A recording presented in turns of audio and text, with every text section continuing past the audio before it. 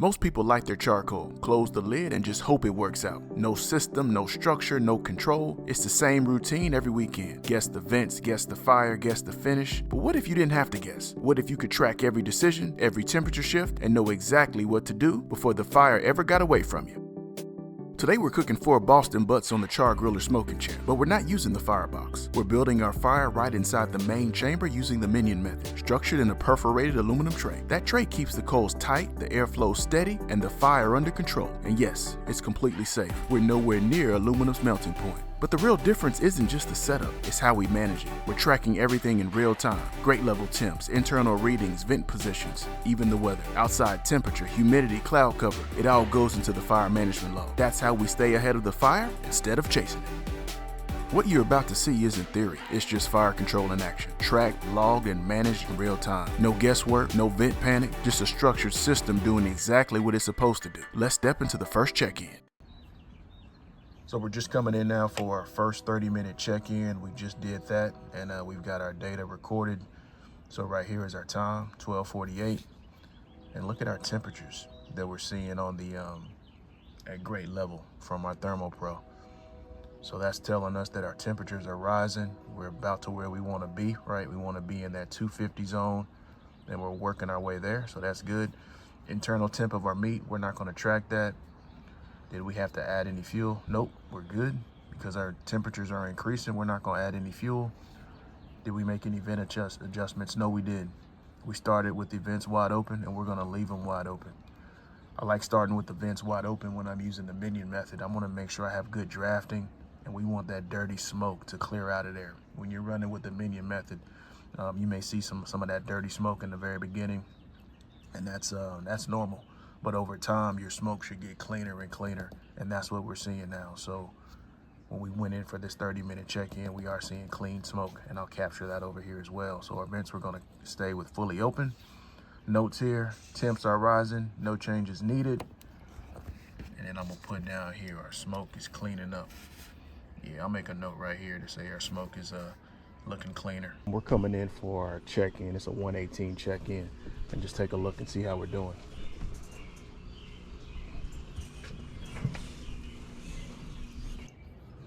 So it's time for our 30-minute check-in. So I'm looking at our time now, it's 118, and I've just logged our grate level temps. So we're showing 192 and 232. So now we got a decision we need to make. Based on the temperatures we're seeing, what do we want to do? Well, you see, last check-in we were at 183. Now we're at 192. On the second probe, we're at 208 and 232. This is the left side of the grill and this is the right side. So it makes sense that the right side closest to our fire is gonna give us a higher temp. So based on that, we gotta see what adjustments, if any, we wanna make. It's been an hour and we're sitting right here. I think we're gonna make a small bump in temperature. So now we gotta think about how are we gonna make this adjustment? What are your laws of your fire balance system? Fuel, air, meat placement. Meat placement, we're not gonna change that. Air, we've got our intake and exhaust vent wide open. We could open up the firebox, so we could go that route. But instead, what I'm gonna do, I've set out some pieces of lump charcoal, and I'm gonna add a piece of lump just to give us a nice little bump in temperature. So let's go over and head to the grill, and let's go ahead and do that. Hold on, and we'll be right back.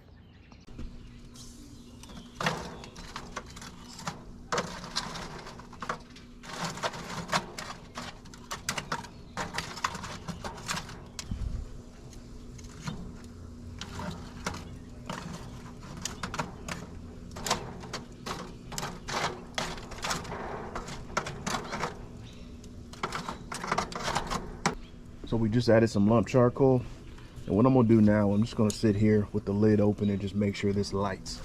Make sure we get a good oxygen flow in here. Make sure it lights up well before we get it closed. But what you're seeing right here, let me bring you in tight. You're seeing the Minion do its thing. That Minion Method. See how we have a progressive burn from the front to the back. And the back there, those are some of those unlaid coals that are starting to burn. So that's how the Minion Method works. It's a progressive burn of your coals.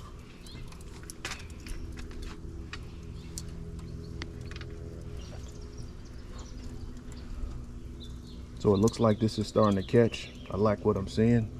Let's go ahead and get this closed. But one thing I did, I'm using this opportunity to also check my meat as well, right? Because we don't want to have to keep coming in and out of here. So I'm just looking at my meat, seeing how we're looking. Our bark's starting to set up a little bit. We still got some ways to go, but I like how we're looking so far. So let's go ahead and get this closed.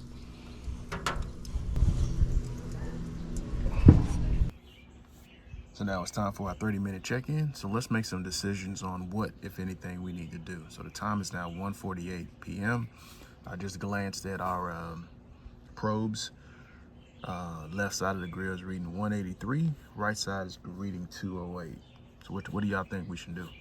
Compared to how our temperatures are trending right now, what do y'all think we should do? Let it ride? I think we need to add some more fuel. Last time we were in, I saw our ashes are starting to accumulate from our Minion. And that's one of the things you got to be careful with in that Minion, man. Since you're burning those coals like that, you got to sift through those ashes or they can smother our fire out. So we need to go in and manage our fire. I think what I want to do is we have those holes drilled at the bottom of that aluminum tray. Remember we did that? That's so that we can not only promote airflow, but we can sift those ashes out of there and really clean up our coal bed. And we're gonna put a few more pieces of lump charcoal on there. So I think between sifting our ashes and putting some fresh pieces of lump on there, that should get this temperature trending back up. Because right now we're sitting a little low. I wanna be at least 250, but we're easing into 250, right? We didn't overshoot it, we're just easing right into the pocket. So that's what we're gonna do. So let's get over here and head on to the grill and make this adjustment. Hold on and we'll be right back. Just taking a look here at our coals. Yeah, looking good now. And sift through these coals right here.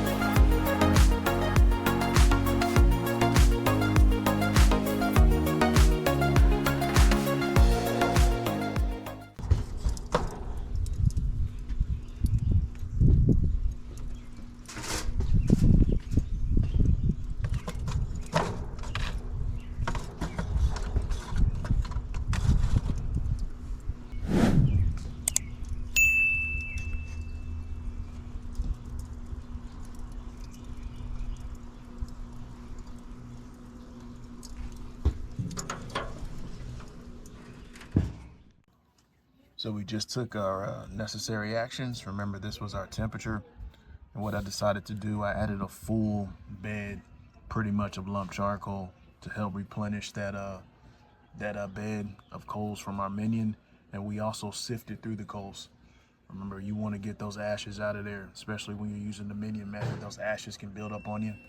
So you want to definitely make note of that. So we just took care of that. We're keeping our vents fully open on both of them. And on the right side here, just added a few more notes, added a full bed of lump, sifted coals, and I also added one hickory block to try to get some more wood flavor into the meat while we're still in this smoke absorption phase. So there you go. It's just that easy. That's how tracking what you're doing and staying organized can help you, especially for these long cooks. All right, y'all, it's time for our 30-minute check-in. So we're sitting right here, 2:18 p.m. I just checked our probes. We're sitting at 270 degrees and 298 on the thermal probe. Remember, this is the left side of the grill. This is the right side of the grill at grate level. Now, my question to you is, based on this information, now this is fire managed, guys. These are the decisions that you have to make. when you're managing the grill. And when you make good decisions like hopefully we're gonna make, it's gonna result in your food tasting great. And this is it. This is fire management. These are the decisions we have to make as we look to level up our grilling game. So now let's take the information. We want to look at the information, analyze it, and figure out what decisions we need to make. 270, 298, I'm looking at it. So that's coming up from where we were. So putting that whole fresh bed of lump charcoal and sifting our ashes, that definitely help us bump up our temperature. We know our target temp, we want to be at least at 250. And that's putting us right there in pocket with a little bit of room. So boom, I'm liking what I'm seeing there. Our notes from last time, we sifted the coals, added 1 hickory block, and we also noticed from last time too, our bark is starting to set, which is good. So based on this data, what do y'all think we should do? Yeah, decisions like this. This is what distinguishes good food from bad food. Burnt food, dried out food, this is fire management. And I say, man, it's really, you can make a number of decisions here, right? I don't want to make it seem like they're absolutes. So what decision do y'all want to make here? What I think we should do is absolutely nothing. Because you see this increase right here? If we open up this grill, we're going to lose that momentum. And those temperatures are going to go back down. So I like where we're sitting right now. Our vents are wide open. I know we got good drafting. I'm looking up at our smoke quality right now. Our smoke looks good. It's nice and clean. I think we just maintain. Then at the next 30-minute check-in, we'll take a look at our data and we'll reevaluate. So let me get this recorded and we'll be right back. So now let's look at the decisions we made. Fuel added, we're not going to add any fuel. That's what we talked about. Our intake and exhaust vent are wide open, fully open. We're going to leave them there. And let's just capture some notes from this check-in. No action taken. And we're just doing a visual here on the smoke. Our smoke's looking clean. We're looking good. So we'll see y'all at the next 30-minute check-in. So it's time for our next check-in. Let me show y'all where we are. We're at 248. Now, temperature is showing 207 on the left side at grade level, 262 on the right side. Let's look at our temps from our previous check-in. What do y'all think? Yeah, I'm gonna add some more fuel. One thing I like to do when I'm managing a fire like this, I wanna try to stay ahead of it a little bit, right? This fire is showing signs that temperatures are decreasing. I don't wanna get behind it, and then at the next check-in, we're trying to play catch up, and now we gotta add more fuel and do all this other stuff. I want the internal temp of that meat to come up to temperature nice and steady on the internal temperature of that meat. And in order to do that, that means that we have to maintain consistency inside our grill. We gotta maintain a consistent environment. So what I wanna do is add a little bit more fuel. We'll see how much we wanna add. And whenever I add fuel, we also need to manage our coal bed. We gotta sift through the coals, shake out some of the ash so that that doesn't smother out our fire. So let's go manage our grill and we'll be right back. This is our 248 check-in and we're just coming in to manage our grill a little bit. Let's get into it.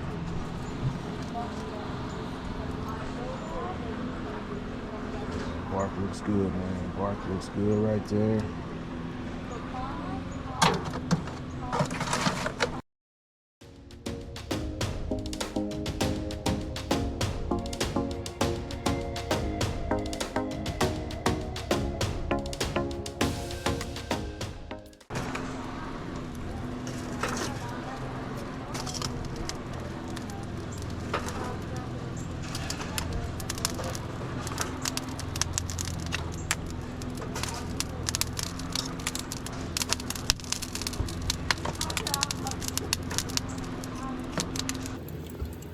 Also looking at kind of our bark right here, just doing a bark check, seeing how we doing.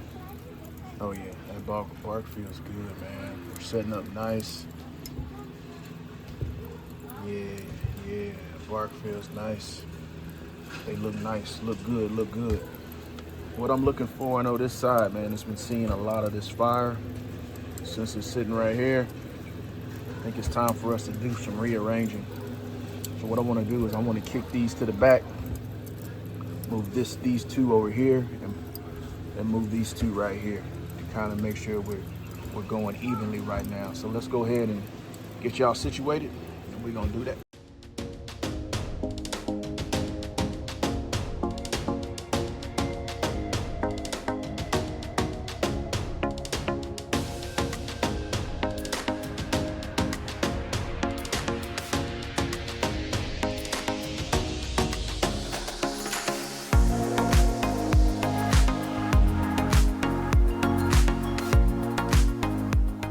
So it's time now for another 30-minute check-in. We're right here.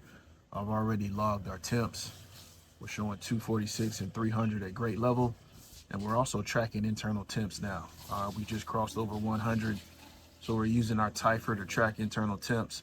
So we're showing 108 and 103 on two of the butts there. So based on that information, what do y'all think we should do? All right. Part of this, like I told y'all before, is looking at your data, looking at your temperatures, looking at how your meat's doing, looking at your smoke, and making decisions. So temperature-wise, I think we're good. We wanted that bump to put us clearly over 250 across both grates, and we got that. So I'm okay temperature-wise. We know our bark's setting up nicely from our last check-in. Let's look at our notes. It's dry to the touch, bark looks good. We rearranged the meat. That's just some shorthand for me. We moved left to right and right to left. So we're looking good now. So what are we gonna do when it comes to fuel added? We're not gonna do anything. We're gonna put a none right here. Yeah, I don't wanna do anything right there. None. Yeah, we're still running. Boom, boom. And here. Yeah, we're still looking good. So hopefully you're getting a feel of this by now, but part of this too is recognizing patterns, right? So think about it. We put our last, started here, we see a pattern forming. At 148, we put in enough lump charcoal to get us to a full bed. And we also sifted the coals. And that lasted us over an hour. Boom. And at the next hour, 148, yep. At the next hour, we had it another full bed. Boom. 30-minute check-in, nothing. So what is the prediction? The prediction is that once we look at our temperatures, they're going to drop off, and we're going to have to add another bump of charcoal at the hour mark. So hopefully you're understanding the benefit of just tracking this type of data, because once you have the data, you can make decisions that are going to impact your fire management in huge ways. And when your fire management is going locked in, it's going to just improve the taste of your food that much better. This is what happens when you stop guessing and start managing the fire with intention. We didn't touch the vents, we didn't panic or chase temps. We made a plan, tracked every detail, and trusted the system. And the result? Food that pulled cleanly, bark that built slow, and a cook that finished strong. But more than that, it was food we're proud to serve. Food our family actually look forward to. That's the difference fire control makes. Not just better technique, but better outcomes. That's the kind of cook you want, the kind where you feel in control from start to finish, then the Fire Management Guide is for you. It walks you through everything we just did, step by step, with the same logs, systems, and tools we use right here. The guide's available now. Click the link in the description below to grab it and start mastering your fire today. When you understand the fire, everything else falls into place. That's what we believe here, and we're just getting started. If this helped you think differently about fire control, go ahead and hit that like button. Subscribe if you want to keep getting better every single week, and drop me a comment. I read every single one, and I'd love to hear how your next cook goes. Until next time, grill boldly, serve proudly, and enjoy the process.